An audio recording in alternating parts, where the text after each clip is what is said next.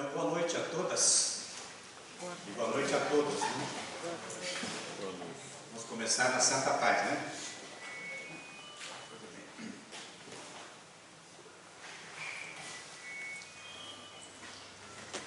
Quando eu encerrei a preparação da nossa conversa de hoje, né?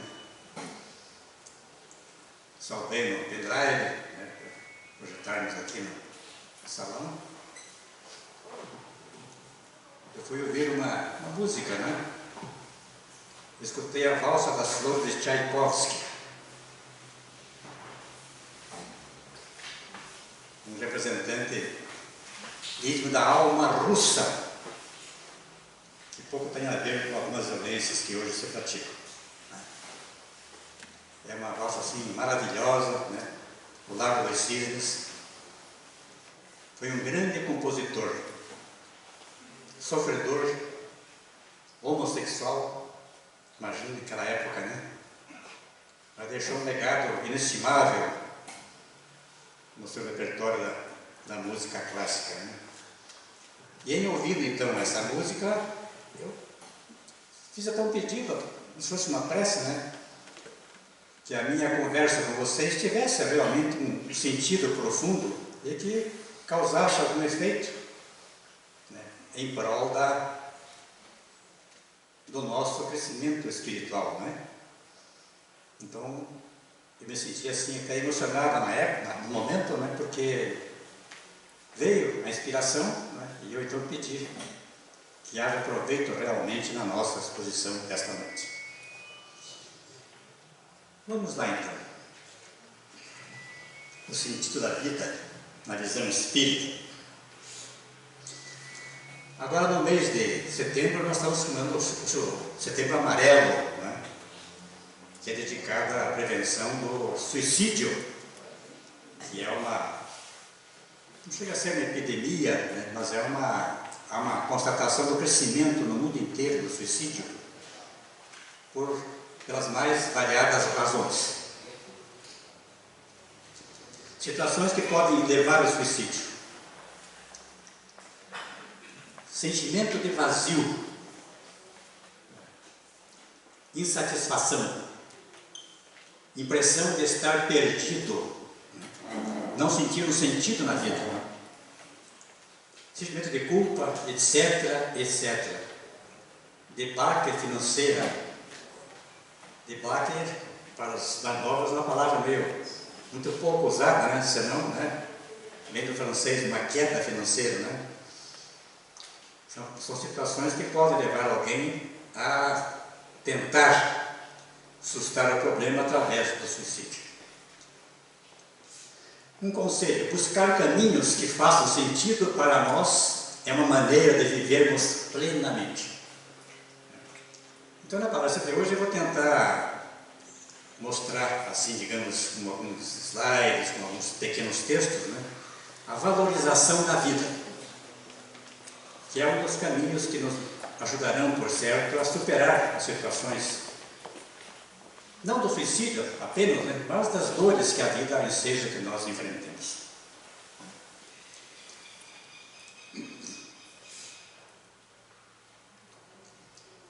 O que é a vida para a biologia? Propriedade que caracteriza os organismos cuja existência evolui do nascimento até a morte. Diz muito pouco, né? Mas é uma tentativa de definir o que seja a vida. E os seres vivos, entre os quais nos colocamos, né? Seres vivos são aqueles que se mantêm em constante atividade metabólica, fisiológica, bioquímica e genética. Também não fala tudo, mas diz alguma coisa com relação à vida, né? E é claro que a visão espírita, para nós, ela é mais abrangente, né? Não envolve apenas o lado material, mas sim o lado espiritual, que é fundamental e básico para nós espíritas no surgimento e manutenção da vida e assim por diante. O nosso atual entendimento do universo, da natureza, da realidade e particularmente dos seres humanos é superficial, incorreto e incompleto. Essa frase é do Stanislaw Grof. Grof é um psicólogo, médico psiquiatra, né? tcheco, que pesquisava as projeções, digamos assim, pessoais, a emancipação da alma através do ácido lisérgico, do LSD. Na época não era proibido o LSD, né? E o laboratório Sandoz, inclusive, patrocinava as pesquisas que ele fazia lá na antiga Tchecoslováquia. Hoje a República Tcheca e a Eslováquia, as repúblicas se separaram, né? Então ele foi para os Estados Unidos e continuou pesquisando profundamente o fenômeno da projeção da pessoa, da alma da pessoa para fora do corpo, né? A reencarnação, a mediunidade, isso no campo da psicologia.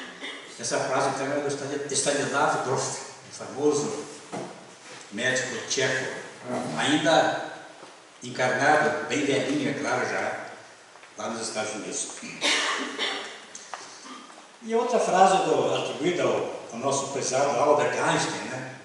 Há duas formas para viver a sua vida. Uma é acreditar que não existe milagre. A outra é acreditar que todas as coisas são um milagre. Vai começar pela vida. Mesmo com a explicação que nós temos hoje do ponto de vista científico e mesmo do ponto de vista espiritual, pelo Espiritismo, né? Não só pelo Espiritismo, mas ainda é um verdadeiro milagre. Né? Então, valorizar, digamos assim, a vida que nos caracteriza é algo que deve ser festejado com muita alegria. Essa frase aqui é do Talmud. O Talmud é um dos livros do judaísmo, né? Com a Cabala, com a Torá, e outros, principalmente esses três. Né? Não vemos as coisas como elas são, mas como nós somos. Então não temos condições de fazer uma abordagem completa que nos dê realmente sinais definitivos do que seja realmente a vida. Mas estamos tentando, né? Vamos chegar lá gradativamente.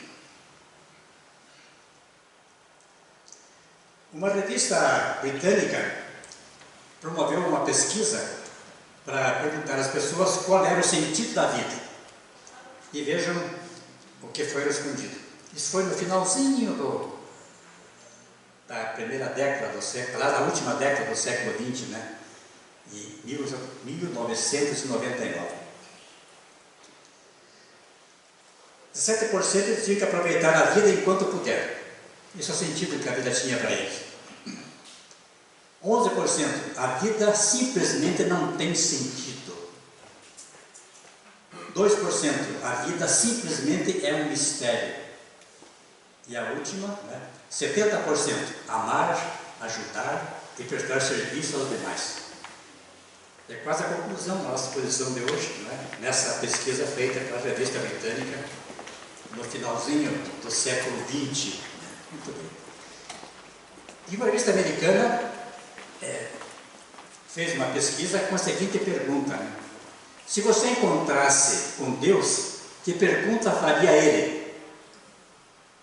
E 46% perguntariam qual o sentido da vida. É pertinente, né? Eu acho que é um percentual realmente expressivo, né?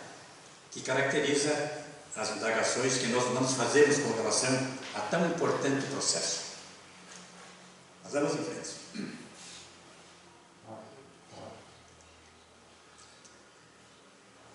Para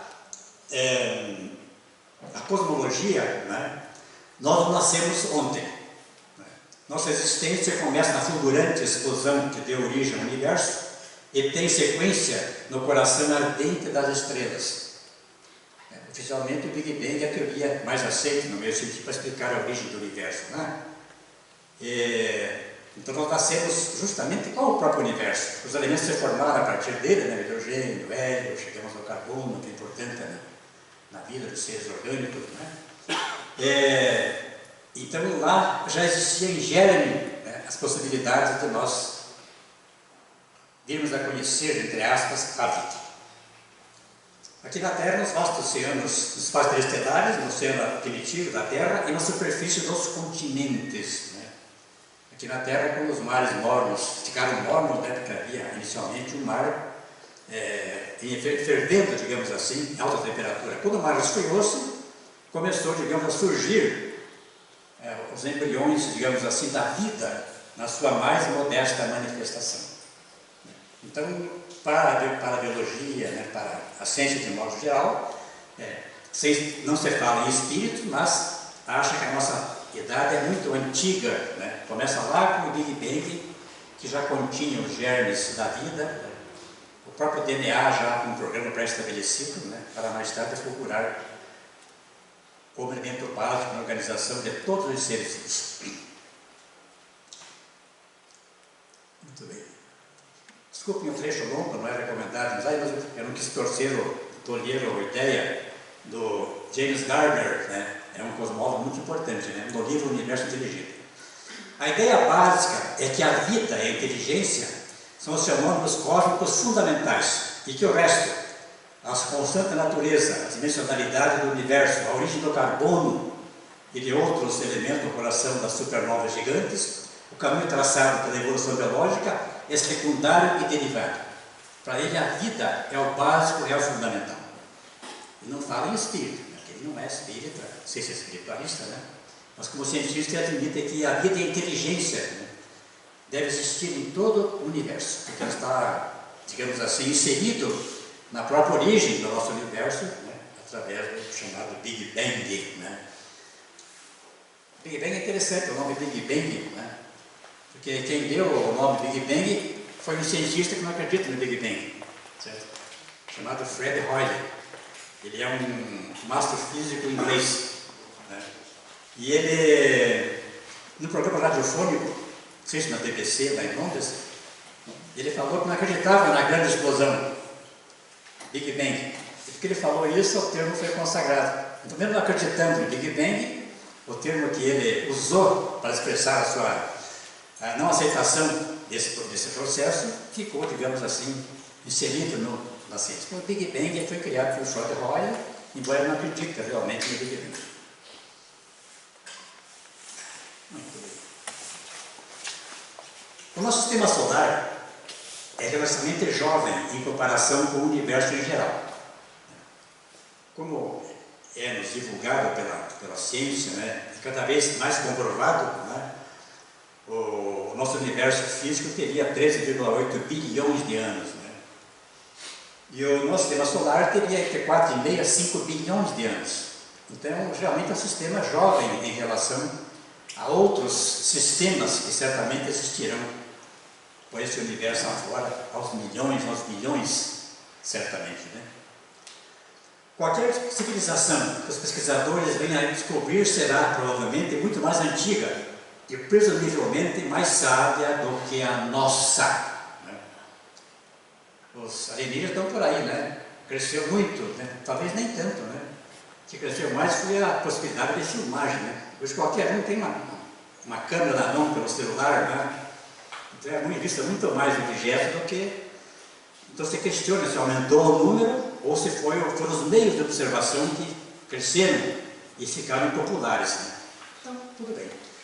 Mas alguma coisa deve existir nesse universo de informações que nos são trazidas. Na verdade, pode ter atingido o nosso nível de tecnologia milhões ou até bilhões de anos atrás. Isso é do Paul Davies, também um astrofísico cosmólogo famoso. Né? Vejam vocês a revolução que a tecnologia moderna tem trazido para nós. Né? O rádio completou agora 100 anos no Brasil, né? 7 de setembro, claro que os Estados Unidos tinha antes, no começo do século, no finalzinho do século XIX já havia trabalho da captação das ondas artesianas através dos aparelhos radiofônicos. Né? É recentíssimo, né? A televisão, a internet, quanta coisa! Ontem eu cruzei com um velhinho no parque, velhinho como eu assim, né? Um pouco mais novo inclusive. Disse, não aguento mais tecnologia, né? Até para fazer o cartão transporte eu tenho que usar a internet. Né? É algo irreversível, não tem como escapar disso. Né? Mas para nós mais velhos, né? É mais difícil acompanhar esse... As crianças já nascem com o celular assim na mão, né? Qualquer criança de 4, 5 anos está mexendo no seu celular. Né? Claro que certo ou errado isso está acontecendo. Né? Então eles têm mais facilidade, digamos, em navegar nessa onda tecnológica que domina os nossos dias, os dias da nossa contemporaneidade. Isso é lógico, né? Então, um mundo uma sociedade que vivesse no sistema solar, né? Que tivesse pelos 8 bilhões de anos, né? E que estivesse no estágio que nós encontramos, quanto hoje eles teriam de avanço, né? Então, realmente, né? O futuro para nós é promissor, né? Com certeza. E a nossa amada Terra, né? Nossa amada Terra, então, é sensacional, né? Esse planeta azul, né? Assim definido pelo Yuri Gagarin, aquele astronauta russo, pela primeira vez deu uma volta em torno da Terra e falou que a Terra era azul, né? Não foi pioneiro. Sabe por quê? Carl Gustav Jung teve uma experiência de quase morte. Isso ele conta no livro Sonhos, Memórias e Reflexões, ou Memórias, Sonhos e Reflexões, no capítulo Visões, né? Ele conta que entrou num transe, né? Ele teve enfermidade, estava hospitalizado, né? E ele viu a Terra lá do alto e falou: a Terra era azul. Isso em 1954, muito antes da comprovação que o Yuri Gagarin, aquele astronauta russo, né? Conseguiu com o seu olhar, definir a cor da nossa Terra, né? Interessante, né? E o Gagarin, interessante, chegou para fora da nossa atmosfera, numa viagem épica, primeira, né? E desencadeou um acidente de avião perto do aeroporto onde ele estava trabalhando. É uma coisa do destino, né? Bom, morreu inteiro, né? Continua vivendo, certamente, né? Muito bem. Então a Terra é o nosso lar maravilhoso, né? Tão maltratado às vezes, né? Tão maltratado, né? Todos aqui recebem lixo, certamente, né? Ninguém joga lixo fora, no lugar errado, todo mundo aqui está cuidando do meio ambiente de uma forma assim consciente, né?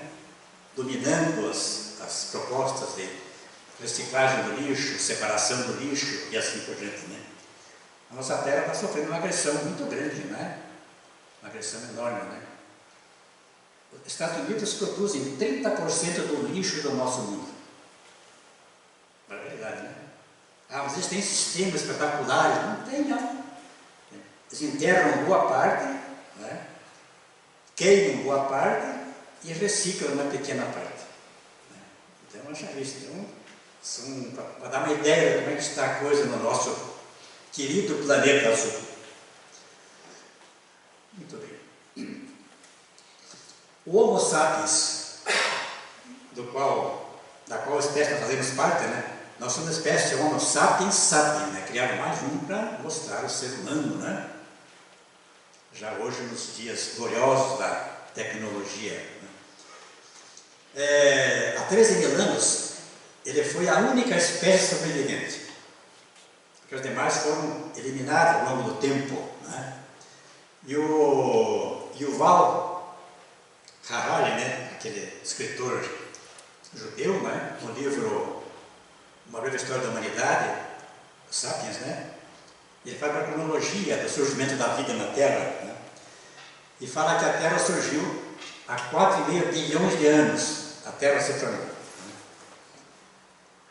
E há 3,8 bilhões, surgimento de organismos, de seres vivos rudimentares, né? Até pouco tempo se achava que a vida surgiu há 350 milhões de anos.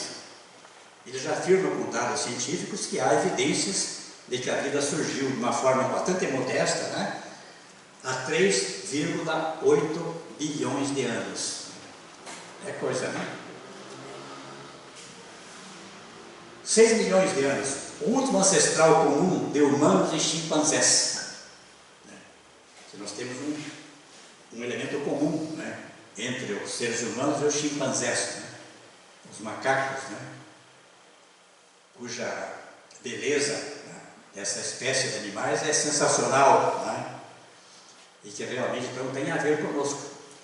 Há pouco tempo eu cruzei com um amigo meu, ele não sabia que eu era espírita, talvez nem saiba até hoje, né? Ele questionou: os espíritas dizem que o homem veio do macaco, isso é uma barbaridade, é um desrespeito a Deus, né? Como se o macaco não fosse também como nós um filho de Deus, né? Realmente é um irmãozinho sensacional, bastante inteligente, né? Que realmente é caracterizado no espiritismo como detentor de um espírito, sendo um espírito, né?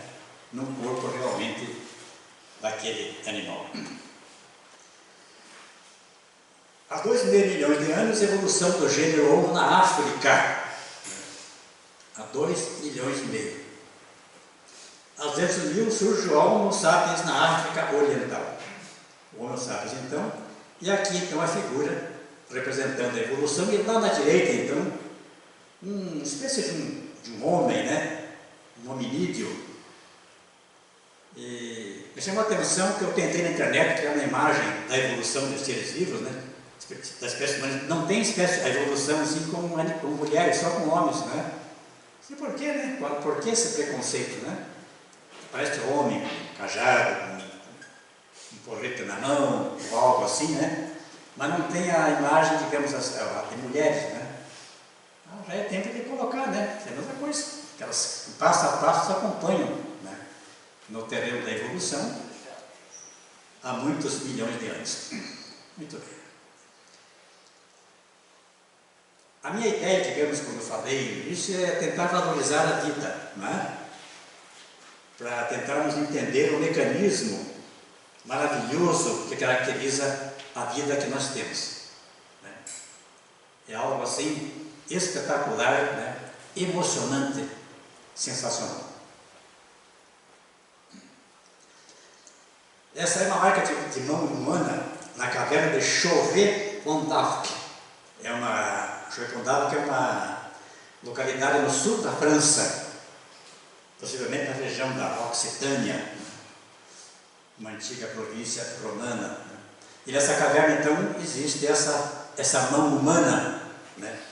Que é medida como tendo 30 mil anos, né? Hoje a ciência consegue detectar, através da teste do carbono radioativo, né? A idade dos fósseis, né? Então isso é um assunto bastante desenvolvido pela nossa ciência contemporânea. E aqui estamos nós, né? Com o nosso coração, algo sensacional, né? Eu estou com 84 anos, embora pareça 83 só, né? Não acharam graça? Pelo amor de Deus, eu faço uma coisa, ninguém ri, né? Eu tinha um professor no segundo grau, na época científico, em Ponta Grossa, né? Que ele era super assim, rigoroso, né? Na condução do seu trabalho, né? E nós já mocinhos, né? No segundo grau já tínhamos 16, 17 anos, já era praticamente moço, adolescente, mas mocinho, né? E nós tínhamos na sala nossa um sargento Siqueira. E o professor, então, um dia, o Siqueira levantou e fez um trocadilho. Siqueira sentar-se, ninguém riu. Ele ficou tão bravo, né? Então aconteceu agora comigo, né? Vocês não riram, mas tudo bem, nós não rimos. Para acordar o pessoal aí, né? Então, meu coração está batendo há 84 anos, né? Começou a bater quando eu tinha apenas 21 dias. Para alguns já 16, 17 dias. É o primeiro órgão a ser formado. E está batendo sem parar. É algo sensacional, né? Que maravilha que é a vida, né? Agradeço a Deus por permitir-me estar em bom estado de saúde, com esse coraçãozinho batendo. E essa pulsação é quase mais ou menos representando o espaço entre um batimento e outro, né? É algo sensacional.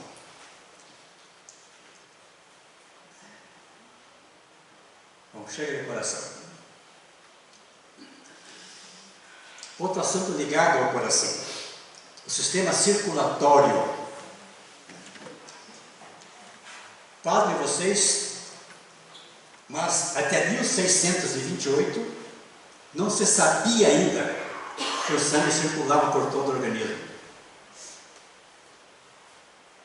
Prevalecia ainda o pensamento de Galeno, né?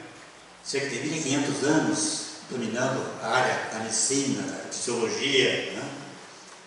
E um médico britânico chamado William Harvey, era médico pessoal do rei Jaime I, foi quem conseguiu então demonstrar que realmente o sangue circulava por todo o organismo, que é algo sensacional.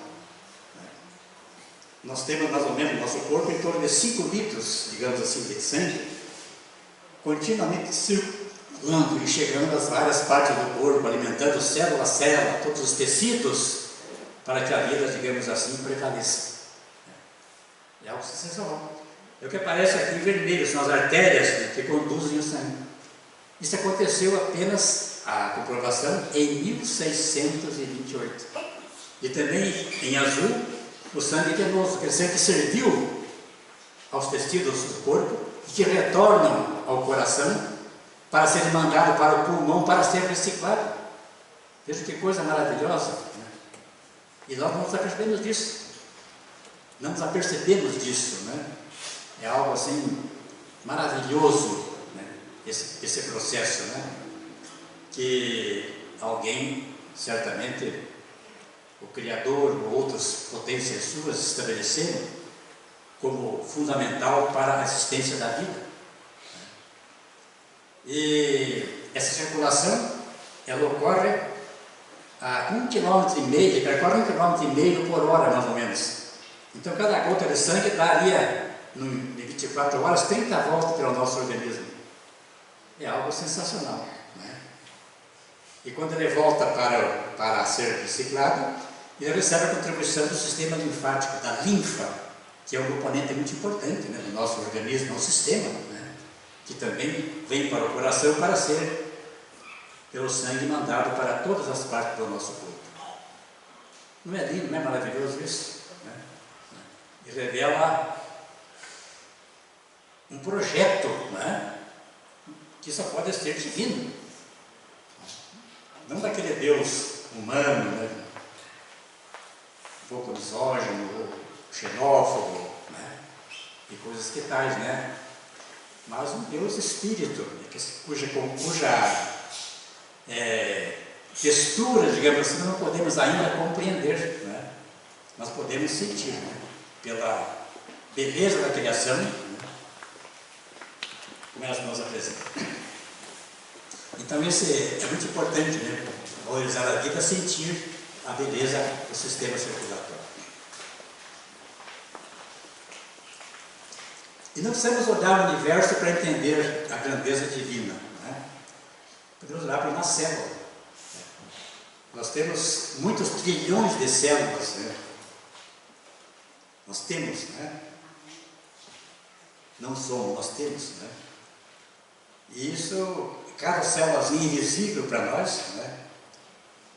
Embora seja unidade anatômica e fisiológica dos seres vivos, né, ela é invisível. Temos muitos trilhões de células. É algo maravilhoso. Não podemos enxergar, né, mas ela tem uma complexidade, uma estrutura, né, uma fisiologia impressionante. Ela se alimenta, coloca para fora os resíduos, né, que depois vem para a corrente sanguínea para ser reciclado e tudo mais, né? Tem uma bateria, né, que fornece energia para a célula, né? Então é algo assim que chama a atenção pela complexidade da estrutura das células, sejam vegetais, sejam células animais.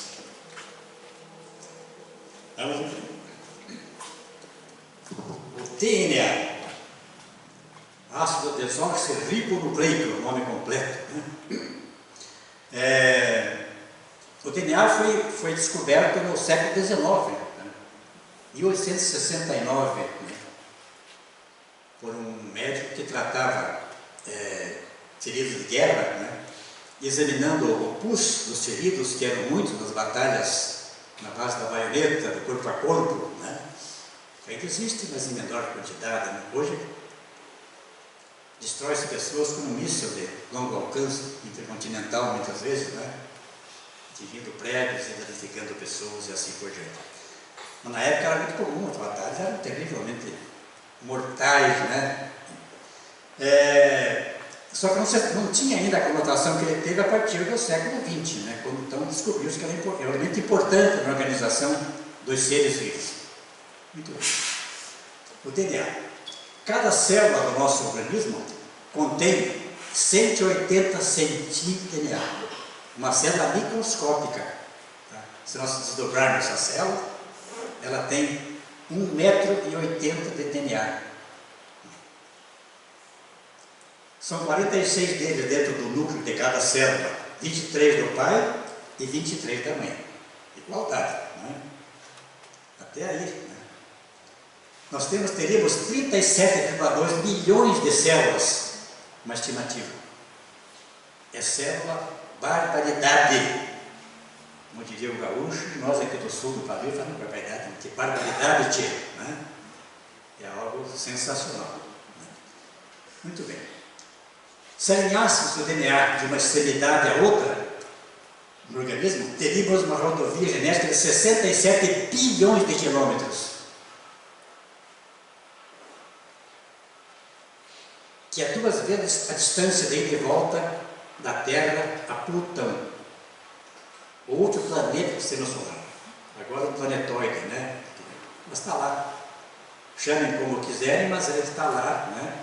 Não importa, está lá o Plutão desempenhando o seu papel na periferia do sistema solar. Apenas 3% dessa rodovia compõe nossos genes. 97% atuam como controle para guiar o corpo no uso dos genes. Quem fala é o William W. Lee. Né? É um livro que a Marala estava lendo e por acaso, trocando ideia com ela, né? Eu roubei o livro dela e comecei a pegar esse dado para divulgar. Né? Ele é um médico famoso, né? Formado na Universidade de Harvard, né? E é um dos colaboradores até da Organização Mundial de Saúde. Então não é um chute qualquer, né? Um homem de ciência falando, né? Porque quando você fala em 67 bilhões de quilômetros de DNA, esse cara está chutando, né? Não, ele fala com base nas pesquisas que ele realiza. William W. Lee, podia ver lá, né? Pode ser chinês também, não sei, né? Eu tenho a fotografia que não parece que é chinês, né? Então fica o Lee mesmo. Então o DNA, aqui só para tipo de curiosidade, né? Essa é a foto 51, famosa foto que está no King's College, lá em Londres, na Inglaterra. É a primeira foto tirada do DNA. E a foto em 1952, por um doutorando do King's College, orientado pela doutora, pós-doutora, PhD, Rosalind Franklin. Tirava a foto com a difração do raio-x. Sabe o que é isso? Vou explicar para vocês como é que é, né? Se eu soubesse o que é isso, né? Por difração do raio-x. Longe de eu saber o que é isso, mas ela conseguiu a foto usando esse procedimento, né, do raio-x. E ela desencarnou 6 anos depois, com 38 anos, com câncer no ovário. É a Rosalind Franklin. Ela também com um aluno seu que fazia o pós-doutorado, né, lá no King's College, em Londres. E isso está lá numa sala especial, como sendo uma das conquistas da ciência moderna. Concluir que a dupla hélice do DNA, que havia uma dúvida se eram 3 hélices, né? E com essa fotografia que ela tirou, né? Aqui está a fotografia dela, inclusive, né? Uma carinha muito simpática, né? Desencarnou jovem, 38 anos, pessoa com saber profundo. Venceu rapidamente a tarefa aqui na Terra, né? E depois, algum tempo depois, 3 colaboradores que trabalhavam em conjunto, né? Um americano, né? James Watson, e 2 ingleses, o Francis Crick e o Maurice Wilkins, né? Ganharam o prêmio Nobel de Fisiologia, né? Pela constatação do trabalho do DNA, da Organização dos Seres Vivos, né? E o James suscitou que o comitê lá que cuida do prêmio Nobel desse o prêmio de Química para a Rosalind Franklin. mas eles não dão prêmio a pessoas que já faleceram. Certo? Então é quase como esquecido, digamos assim, né? Mas ela foi fundamental para sedimentar, digamos, a realidade do DNA, né? E as funções dele, os demais cientistas que citei, os três, definiram claramente. Então está aí a carinha da Rosalind Franklin, né? É uma pessoa que mexe comigo. Mas, desculpe, minha esposa está ali, né? Não sei o que é a história dela, sempre me comove, porque ela foi genial, né?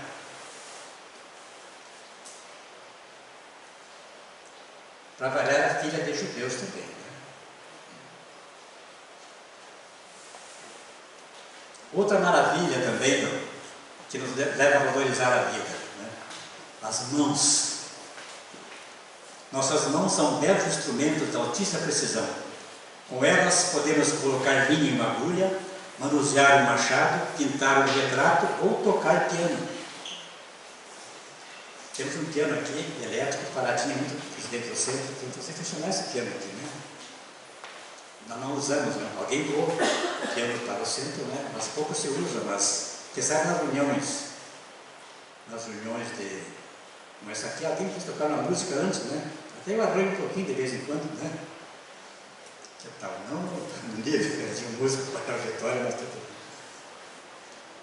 Além disso, elas são muito sensíveis. Um leve toque basta para identificar o que é papel, madeira, metal, pele, pelo ou água.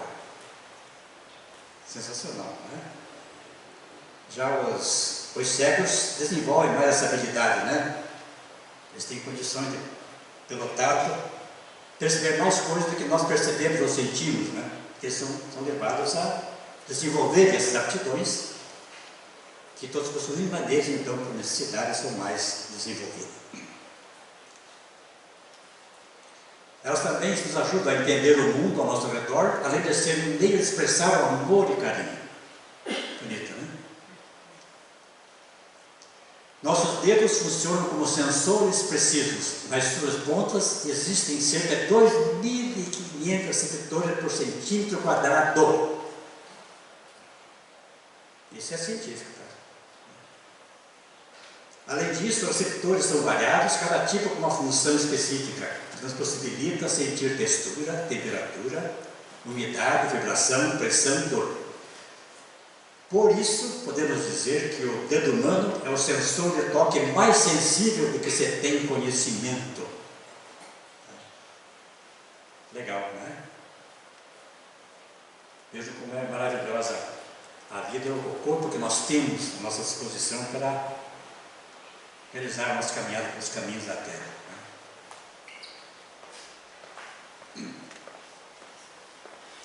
Outro assunto interessante, né? Isso aqui é o espectro eletromagnético. Ele existe em todo o universo, né? Desde a onda de rádio, que é o maior comprimento de onda, até os raios cósmicos, né? Quando vai diminuindo o comprimento de onda, aumentando a frequência. E nós percebemos apenas esse espectro através desse pequeno trecho aqui da luz visível. Trazendo para cá, temos as cores básicas, né? O vermelho, o alaranjado, o amarelo, o verde, o azul, o anil, o índigo e o violeta. O resto só com aparelhos, certo? Que existem naturalmente em grande quantidade. Né? E transportando jamais para o nosso olho, né? Tem algo que eu acho que é sensacional. Essas ondas do espectro, elas não têm cor. Não têm cor. Elas têm apenas cor para nós quando atingem o nosso olho.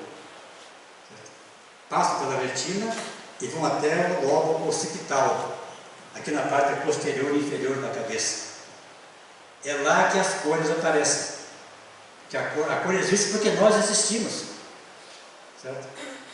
Se nós não existíssemos, certamente as cores não existiriam.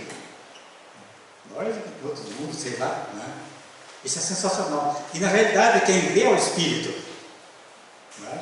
Para nós espíritas, toda a sensação, usando o cérebro como elemento necessário, prodigioso, magnífico, é o meio de nos manifestarmos no mundo em que nós vivemos.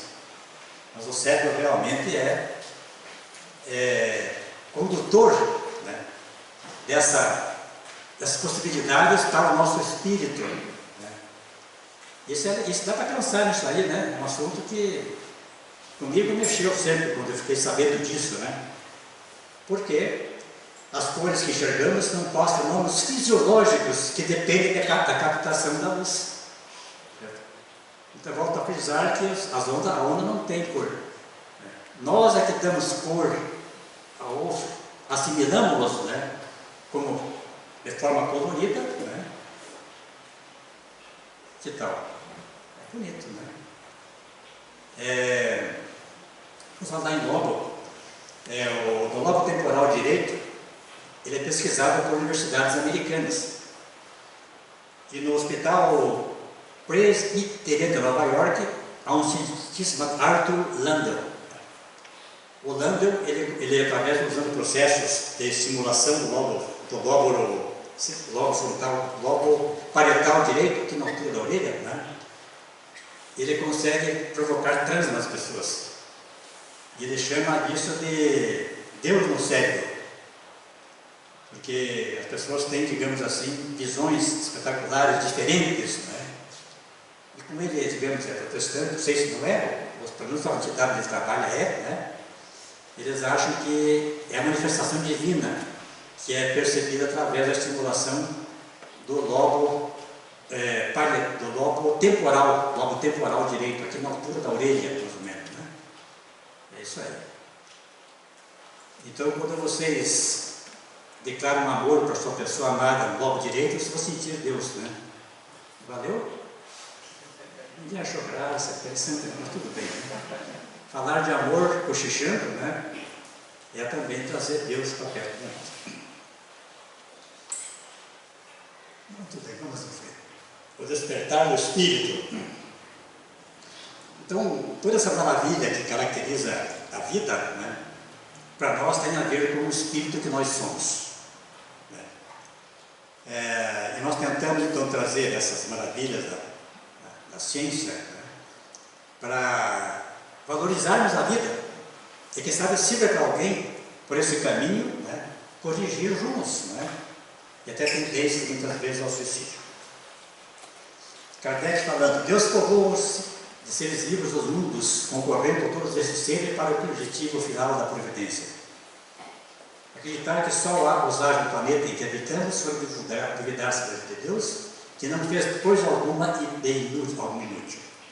Na questão 55, deu o livro dos Espíritos. Jean-Neville Charron. O Charron já é desencarnado, é astrofísico francês, e teve no Brasil, eu até assisti na televisão na década de 80, 90, mais de uma vez. Ele era a figurinha carimbada dos programas de televisão, quando o assunto era da ciência. Ele era espiritualista, como muitos físicos teóricos. A física provou o espírito, não provou coisa nenhuma. Mas muitos físicos espiritualistas falam claramente do espírito. Charron era um deles. Ele tem um livro, O Espírito Esse Desconhecido, onde ele tenta, com os conhecimentos da ciência, estabelecer a realidade do espírito. Veja o que ele fala. Aquilo que chamamos de espírito é indissociável de todos os fenômenos que vemos no universo, sejam físicos, sejam psíquicos. Psíquico tudo bem, agora físico já é algo diferente, que está presente nos fenômenos físicos. E alguns outros físicos teóricos modernos, admitem claramente que realmente para que haja, digamos assim, a matéria tem que haver espírito. Eles reconhecem que há partículas elementares que vão formar o átomo, que é a unidade inteligente, digamos assim, da matéria, primordialmente. E eles não sabem dizer qual é o impulso que esses elementos têm para se aglutinar e formar o átomo. O que ocasiona esse procedimento? Eles acham que é o espírito ou a consciência. que permitem que as partículas elementares se unam para formar o átomo. Tem vários deles, a nitrosome é um deles, né, que fala claramente desse assunto no seu livro. E o Chavon também. Né? Kardec falando, o princípio espiritual é o corolário da existência de Deus. Deus não teria razão de existir sem o princípio inteligente. Isso aqui seria como um monarca terrestre só reinando sobre pedras. Se nós morrêssemos e não sobrevivêssemos, né? Como é que Deus seria? Ele seria sempre, né? E nós nascemos e morremos. Então Kardec fala, os caras falam Kardec, os espíritos, né? Seria como se um monarca reinando apenas sobre pedras. Né? Importante essa colocação. Então, partindo, digamos, desse princípio, né? A evolução de átomo, molécula, célula, organismo pluricelular, né? O espírito está se desenvolvendo a cada nova transcendência. Então, todo o processo da evolução está permeado pelo espírito que vai se desenvolvendo. Né? No próprio trabalho da evolução biológica do Darwin, né? Que foi publicado no finalzinho de 1859, né? Ele fala então dessa progressão que os seres apresentam, né? Para chegar até o ser humano. E Kardec, então, 5 meses depois, lança a segunda edição do Livro dos Espíritos, reconhecendo que há uma evolução, né? E que não são apenas as formas que evoluem, mas o espírito que está alimentando a forma. Então, vem dar uma complementação para nós espíritos à teoria do Darwin. Né? Importante isso, né? Então, em novembro de 1859, Darwin publica o trabalho dele, das espécies, né? E no mês de abril ou do ano seguinte, sai a segunda edição do Livro do Espírito com essa postagem que não constava na primeira edição, corrigindo até uma posição que o homem seria sempre homem, né? Já Kardec muda esse raciocínio e atualiza esse conceito dentro da hipótese darwiniana, colocando o espírito. É a natureza da evolução transcender e incluir um impulso secreto no sentido de aumentar a profundidade, o valor intrínseco e a consciência. E mais, né? Na questão número 540 do Livro dos Espíritos, Kardec faz um comentário, é dele, né? No Livro dos Espíritos tem muitos trechos que são simplesmente a resposta à pergunta que é feita pelos Espíritos, e depois em algumas tem um comentário que Kardec faz. E da 540 ele fala o seguinte: tudo se encadeia na natureza, desde o átomo primitivo até o arcanjo, que também começou pelo átomo. Né? Átomo, no tempo de Kardec, era uma coisa mais ou menos nova, né? Porque o John Dalton, físico inglês, ressuscitou a teoria lá dos gregos, né? 4 séculos de Cristo, de modo pterocito, uma filosofia que traz para a ciência o átomo. Né? E Kardec já então, em 1857, o primeiro livro já fala então dessa existência do espírito no átomo. O que ele foi fazer lá?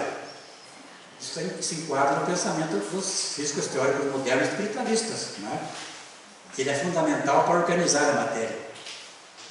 Então ele fala, é necessário o espírito da matéria para intelectualizar a matéria, tem os espíritos, né? Para que a matéria tenha então um sentido através do próprio átomo. Esse é o átomo, então, né? Mais envolvido que aquele do John Dalton, né? Que era bem, foi uma concepção bem primitiva, né? E ali o espírito. Então o espírito passa também. O arcanjo para nós é o espírito superior, não precisa ter asinha, não precisa voar, sei lá, né? Ou deve voar, não é o caso, né? Tem arcanjo e tem arcanja também. Por que só arcanjo? Porque tem arcanja também, né? O machismo às vezes impede que nós usemos. Tem anja, tem arcanja, tem serafina. Não tem serafins, tem serafina também, né? Certamente, né? Aliás, com mais propriedade que os homens ainda, né? São muito cafajestes às vezes, viu? Muitos quais o movimento me coloca. Muito bem. Então a nossa vida corporal passa a ser apenas uma passagem, uma curta estação neste planeta das provas e expiações. As dores e vicissitudes são passageiras, porque o determinismo da evolução nos encaminhará a um estado de mais felicidade e ventura. É um convite a uma conformação, né? A não revolta, digamos assim, pelas dores que nós enfrentamos. Essa certeza da imortalidade é algo que mexe com a gente, né? A perspectiva dá provas de que realmente, né? Lembra que nós temos provas pessoais, semamos que Kardec cita, nós temos toda a literatura espírita permeando esses assuntos, né, de imortalidade, né, que nos fazem um bem imenso. Muito bem. Esse slide está se permeando na internet, muitos já viram, né? Eu coloquei para dar assim a parte final, que eu vou concluir usando ele. Perguntam se você já formou, já se casou, se viajou, se já tem filhos, como se a vida fosse uma lista de compras. Ninguém pergunta se você é feliz. Eu coloquei para indagar com relação ao suicídio, né? Que, uma vez de uma forma assim, velada, né? As pessoas dão sinais, né? E tem uma tendência para o suicídio. Conversando com a camarada, minha esposa, né, psicóloga, né, a gente conversa de vez em quando, né? A gente fala na questão do suicídio, na terapia que eles realizam, né? E mesmo aqui na fluidoterapia, muitas pessoas chegam com esses dilemas, né? Às vezes é um problema de ordem até fisiológica, no caso da depressão, se é que é só fisiológica, né, da minha área, né? Mas é algo assim que deve ser considerado, né?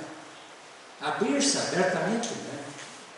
Buscar o socorro, que muitas vezes não é uma manipulação, é um instrumento que pode levar a pessoa ao suicídio.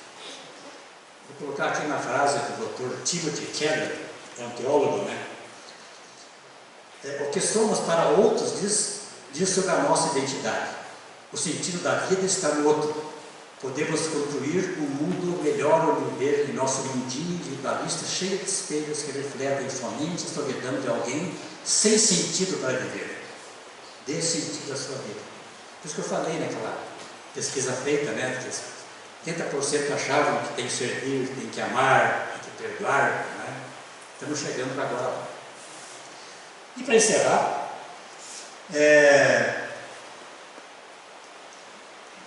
numa das reuniões aqui do Centro de Luz Eterna, no Coim, foi ditado alguém uma poesia pelo espírito de Jacó, chamado O Poder da Caridade.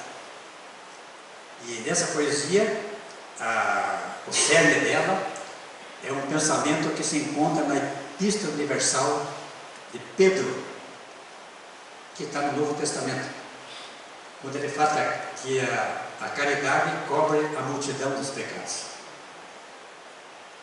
E a poesia, então, convertente nesse ditado da Bíblia, né, diz assim: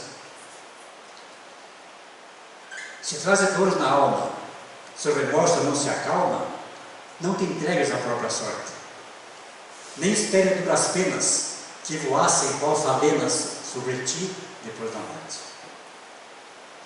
Foi revelado o segredo para libertar do degredo a consciência dos culpados. Nos diz a mensagem nobre que a caridade cobre a multidão dos pecados. Abre teus olhos de ver e não vivas a sofrer na ociosidade morta. Aproveita o tempo agora, que a necessidade mora bem perto da tua porta. Obrigado e boa noite.